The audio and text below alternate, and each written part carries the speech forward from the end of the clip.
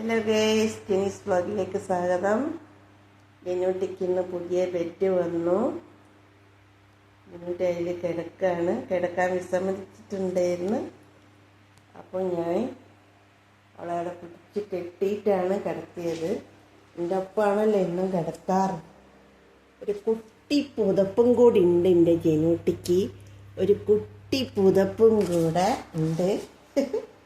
അങ്ങനെ അവൾ സുഖമായിട്ട് കിടക്കുകയാണ്. ഇത് ശീലമായി വരണം. ഒരു രക്ഷയില്ലാന്ന് കണ്ടാൽ അതിൽ തന്നെ കിടന്നോളും.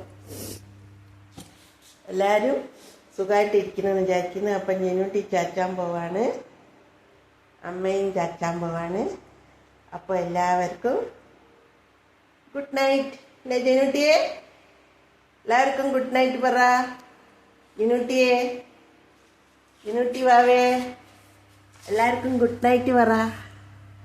ഗുഡ് നൈറ്റ് പറടാ. ഇന്ന് അമ്മേൻ്റെ കൂടെ കിടക്കാൻ പറ്റൂല എന്നുള്ള വിഷമത്തിലാണ് ജനുട്ടി. സങ്കടപ്പെട്ട് കിടക്കാണ് കേട്ടോ. അപ്പോൾ ഓക്കെ, ബൈ.